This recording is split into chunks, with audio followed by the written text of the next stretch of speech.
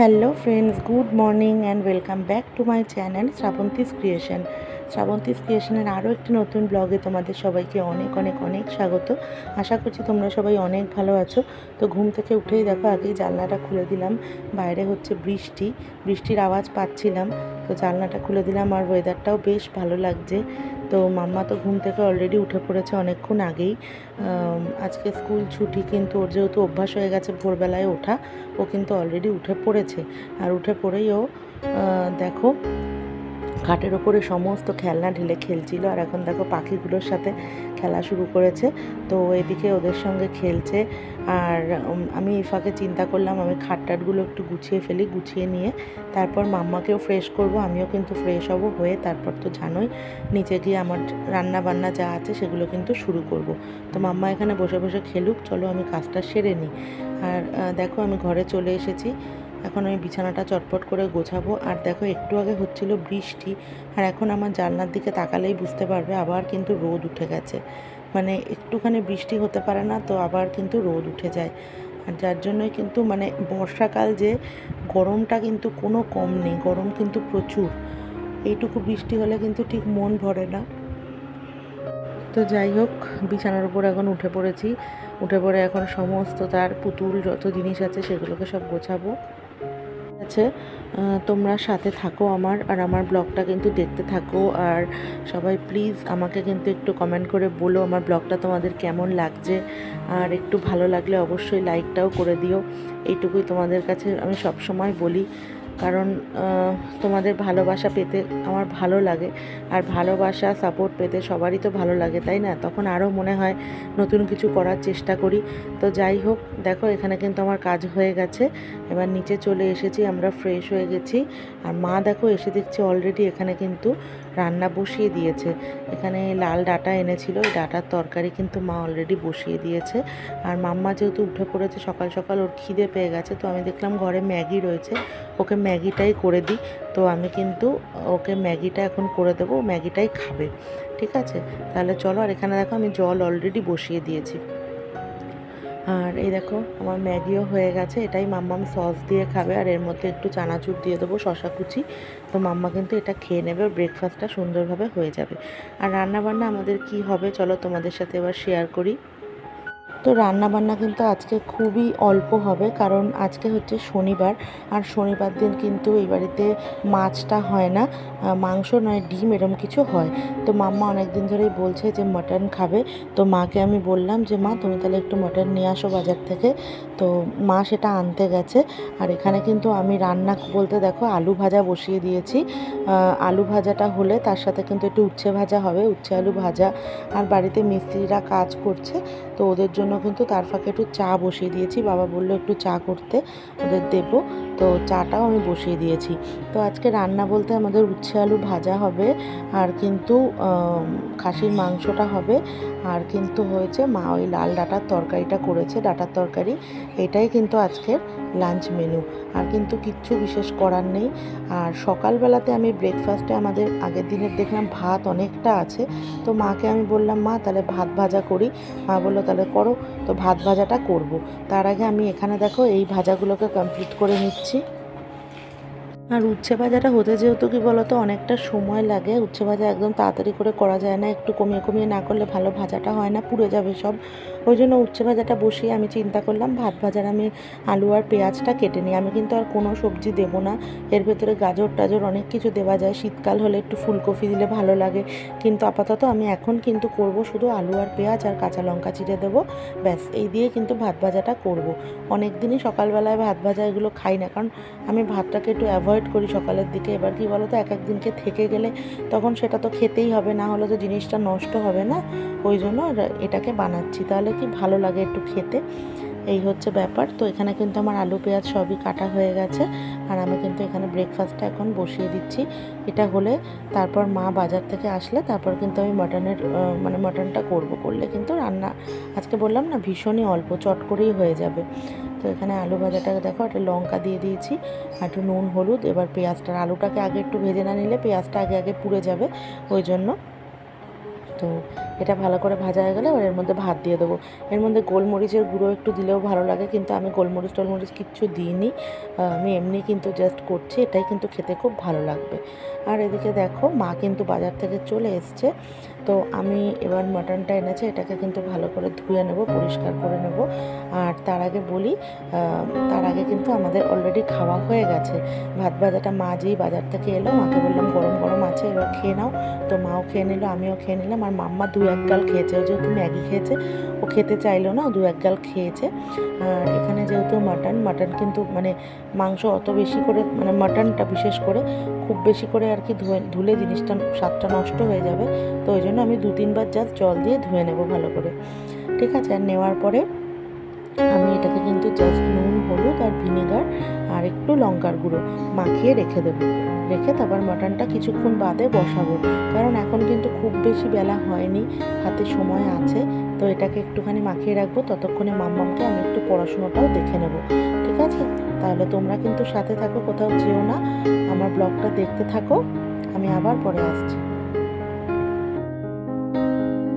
তো এবার দেখো ফাইনালি কিন্তু আমি মাটনটা রান্না করতে চলে এসেছি। বেশ খানিকটা সময় ওটা ম্যারিনেট করে রেখেছি, আর তাহলে মাটনটা বেশ সফট হয়। আর মাম্মাকে পড়াশুনোও কিন্তু আমার করানো পুরো হয়ে গেছে। আর এবার কিন্তু আমি মাটনটা বসিয়ে দিচ্ছি। আর এখন আলুগুলোকে বেশ বড় বড় করে কেটে নিয়ে একটু লালচে করে ভেজে নিচ্ছি। আর তারপর তোমরা তো আমার মাটন চিকেন এসবের রেসিপি জানোই আমি কিভাবে করি, তো সেইভাবেই কিন্তু করছি। আর মাটন বলে আমি কিন্তু জিরা তেজপাতা ফোড়ন দিলাম। আর রসুন ফোড়ন আমি কিন্তু যে কোনো মাংসতেই ব্যবহার করি। এই রসুন দিয়ে তারপর পেঁয়াজ কুচিটা দিলে বেশ মাংসটা খেতে কিন্তু সুন্দর লাগে, তো সেভাবেই আমি করছি। আর মাম্মাম তো ভীষণ এক্সাইটেড মাটন হয়েছে শুনে। আমি বেশি ওকে দিই না, কারণ কারোর পক্ষেই মাটন বেশি খাওয়া ভালো না, কিন্তু ও খেতে খুবই ভালোবাসে। আর আজকে এটা হয়েছে শুনে ও মানে একদম পড়াশুনো মন দিয়ে করে সব কিছু করছে। আর তোমরা দেখতে পেলে এখানে কিন্তু আমি একটা গোটা রসুন দিয়ে দিলাম। গোটা রসুনটা খেতে খুব ভালো লাগে আমি শুনেছি, তাই একটা দিয়ে আর কি আজকে একটু টেস্ট করে দেখবো যে কেমন লাগে খেতে গোটা রসুন মানে মাংসের মধ্যে। শুনেছি অনেক রান্নার ইয়েতেও শোতেও দেখেছি যেরকম গোটা রসুন দিলে নাকি খেতে খুব সুন্দর লাগে, তো সেটাই আজকে একটুখানি একটা দিয়ে জাস্ট দেখলাম। আর এখানে দেখো মাংসের কালার কিন্তু চেঞ্জ হয়ে গেছে, এত সুন্দর পুরো কষে গেছে একদম মাংসটা। আর আমি কিন্তু প্রেশার কুকারে গরম জল অলরেডি দেখো বসিয়ে দিয়েছি, তার মধ্যে কিন্তু এবার মাংসটা দিয়ে দেবো। আর এখন আর গরম মশলা কিচ্ছু দিইনি, একদম হয়ে গেলে তখন কিন্তু গরম মশলা বেটে ওটা কিন্তু ওর ভেতর দিয়ে দেবো, ঠিক আছে। তো এই তো আমার রান্না কিন্তু এবার পুরো বলতে গেলে কমপ্লিট। তো এবার যাব ওপরে, তোমরা তো জানোই নিচের রান্নাঘরটা এখানটা একটুখানি মুছে নেব, গ্যাস ট্যাসটা মুছে তারপর কিন্তু আমি ওপরে চলে যাব। তাহলে চলো সাথে থাকো, আর অবশ্যই আমার ব্লগটা কিন্তু শেষ পর্যন্ত দেখতে থাকো। দেখো এখানে আমার 5টা ছানাপোনা, দেখো 5 জনকেই দেখিয়ে দিলাম, দেখেছো 5 জনেই এখন বাইরে আছে। এই দেখো ছোট্ট বেবিটা কেমন বড় হয়ে গেছে, এখনও পাখনা গজায়নি, পাখনাগুলো হচ্ছে আস্তে আস্তে। আর এই দেখো টোটাল 5 জন। তো ওদের আর একটা খাঁচাও এখানে আছে, এই যে ওদেরকে এবার আলাদা করে দেবো, কারণ নাহলে একটা খাঁচার মধ্যে অনেকে হয়ে যাচ্ছে তো অসুবিধা হয়ে যাবে। আর এখানে দেখো ছাদের ওপরে ধনেপাতা দিয়েছি খেতে। আর এখানে ওদের খাবার, ওখানে গাজর, আর জলটা দেবো, চেঞ্জ করব, এগুলো সব এখন পরিষ্কার করব, ঠিক আছে। তো তোমাদের দেখিয়ে দিলাম কেমন লাগছে আমার ছানাপোনাদের, বলো কিন্তু তোমরা অবশ্যই। এই দেখো দাঁড়া মাম্মা দাঁড়া, এই দেখো কি সুন্দর সবাই তাকাচ্ছে, ঠিক আছে চলো। আরে দেখো আমার গুড়গুড়িকে এবার চান করিয়ে দেবো। বদমাইশ,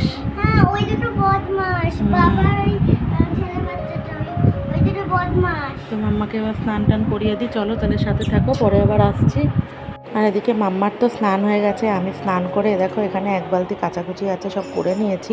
কিন্তু বাইরে হচ্ছে মানে মুষলধারে বৃষ্টি, মানে কতদিন বাদে যে এরকম বৃষ্টি দেখতে পেলাম, যে চারিদিকে পুরো সাদা হয়ে গেছে। আর এদিকে মিস্ত্রিরা কাজ করছিল, মানে যা কিছু করলো সব কিছু জলে চলে গেল, মানে পুরো ধুয়ে সব কিছু চলে গেল। আবার নতুন করে আবার পয়সা খরচা করে আবার করতে হবে, মানে আলটিমেটলি কোনো লাভ হলো না কিছু করে, এত বৃষ্টি হলো হঠাৎ করে শুরু হলো। আর সব তো কাঁচা রয়েছে এখন একদম না, তো যাই হোক, খুবই মনটা খারাপ হয়ে গেল, কিন্তু প্রকৃতির ওপর তো কারোর হাত নেই। তো এখনই দেখো এত জোর বৃষ্টিটা নেমেছে এবং সেটা কিন্তু অনেকক্ষণ ধরে স্টার্ট হয়ে গেছে। তো আমি জামা কাপড়গুলো ভেতর দিকেই মেলে দেবো, আর মাও কিন্তু এদিকে স্নান করে চলে এসছে পুজো দেবে। আর মাম্মা দেখো একদম দাঁড়িয়ে দাঁড়িয়ে বৃষ্টি পুরো এনজয় করছে, ওরও খুব ভালো লাগছে দেখতে। আর দেখো জামা কাপড় কিন্তু আমি সব ভেতরের দিকে দিয়ে দিয়েছি ক্লিপ দিয়ে আটকে, কারণ বৃষ্টির সাথে হাওয়াও দিচ্ছে প্রচুর। আর এমন বৃষ্টি হচ্ছে দেখো, ছাদ পুরো এদিকে অবধি চলে এসছে, একদম ছাদও পর্যন্ত ভিজে যাচ্ছে, এত পরিমাণ বৃষ্টি হচ্ছে। তো যাই হোক, চলো তাহলে এবার আমি মাম্মাকে খাওয়াবো, নিচে যাব। আর মা তো ঠাকুর ঘরে অলরেডি ঢুকে পড়েছে পুজো দেওয়ার জন্য। মা পুজোটা দিয়ে নিক, তাহলে আমি নিচে যাই, নিচে গিয়ে তোমাদের সাথে তারপর কথা হচ্ছে।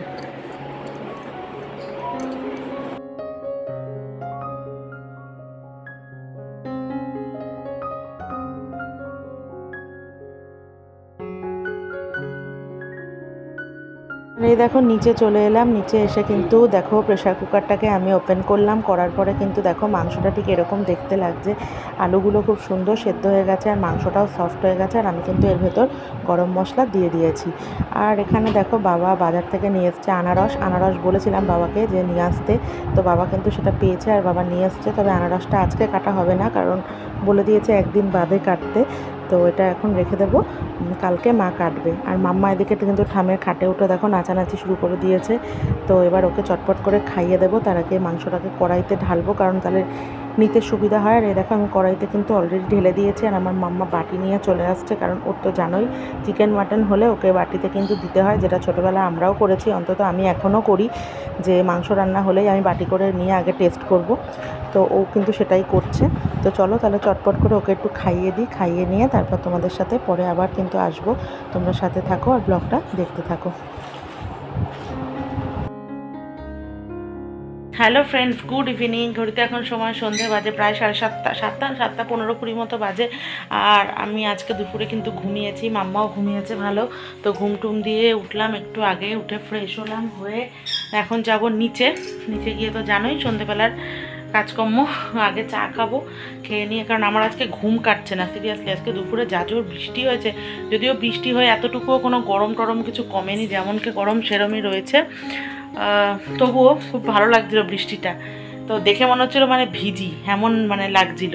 তো তারপর জানি বৃষ্টিতে ভিজলেই তো লাগবে, তারপর ঠান্ডা হাঁচু হাঁচু শুরু হবে, ওই জন্য আর বৃষ্টিতে ভিজিনি। আর আমি যদি বৃষ্টিতে ভিজতাম তাহলে মাম্মাও বায়না করতো ভিজতে, ওই জন্য আর বৃষ্টিতে ভিজিনি। তো এখানে এই দেখো গুড়গুড়িও রেডি, ওপরে নিচে যাব। তাহলে চলো মাম্মাকে নিয়ে নিচে গিয়ে আগে পড়তে বসাবো, তারপর সব কিছু। Good evening. তো তাহলে সাথে থাকো, ব্লগটা দেখতে থাকো, পরে আবার আসছি। চলো মাম্মা এসো। আর এখন দেখো নিচে এসে কিন্তু রোজকার মতো আগে বাবার চা বসিয়ে দিয়েছি। বাবা তো লিকার চা খায়, তো বাবার চাটা দিয়ে তারপর আমার দুধ রয়েছে অল্প, আজকে হয়ে যাবে আর কি, তো ওই জন্য আমার দুধ চাটা তারপর করব। আর মা তো বিকালবেলা চাটা খায় না। আর মাম্মামকে কিন্তু অলরেডি বনবিটা মাম্মামের করে ফেলেছি আগেই। তো বাবাকে চলো চাটা তাহলে দিয়ে আসি। আর এদিকে দেখো আমার চাটাও বসিয়ে দিচ্ছি। এবার একসাথে বসে মাম্মামও বনবিটা খাবে, আমিও চাটা খাবো। আর আজকে চাটা আমি পাউরুটি দিয়ে খাবো, কারণ 3 পিস পাউরুটি ছিল, তো এটাকেই আর কি খেয়ে ফেলছি। আর মাম্মার এখানে 2টো বিস্কিট দিয়ে বনবিটা দিয়ে দিয়েছি। আর মাম্মা এখানে দেখো আমার সব পুরনো মেকআপের জিনিস নিয়ে সাজিয়ে দোকান খুলে বসেছে, যেগুলো আমার এক্সপায়ার্ড হয়ে গেছে বা ফুরিয়ে গেছে সেই সব জিনিস নিয়ে। তো ওকে এবার একটু পড়াশোনা তাহলে করিয়ে নিই, চলো সাথে থাকো। হ্যালো ফ্রেন্ডস, ঘড়িতে এখন সময় কটা বলো তো? রাত বাজে 11টা। রোজকার মতো কিন্তু ওপরে চলে এসেছি। আর আসা মানেই যেন আমাদের ডিনার সব কমপ্লিট হয়ে গেছে, বিছানা টিছানাও করা হয়ে গেছে। তো এবার একটু ফ্রেশ হবো, হয়ে শুয়ে পড়বো। কালকে সানডে, কালকেও মাম্মামের স্কুল নেই, জানি না কখন উঠবে। আর আজকে তো সকাল সকালে উঠে পড়েছিল, এবার কাল জানি না কী করবে। তো চলো তাহলে আজকের ব্লগটা এই পর্যন্তই। আমার ব্লগটা যদি তোমাদের ভালো লাগে অবশ্যই কিন্তু একটু লাইক কমেন্ট শেয়ার করে দিও। কালকে আবার আসছি আর একটা নতুন ব্লগ নিয়ে। আজকের মতো গুড নাইট, সবাই ভালো থেকো, সুস্থ থেকো। আর এই দেখো গুড়গুড়ি এখন বসে বসে এখানে মার্কার পেন দিয়ে সেটা মানে দেখো কি সুন্দর বোর্ড টাইপের আছে, এখানটাতে ও লিখছে। লেখে নি, এখনো স্টার্ট করবে লেখা। হ্যাঁ, তো চলো সবাইকে ভালোবাসা দিয়ে দাও। এবিসিডি বলছো, বলো। ফ্রেন্ডস, আমাদের ভালো লাগে, লাইক স্বাগত পুরনো ঘুরছে যাবে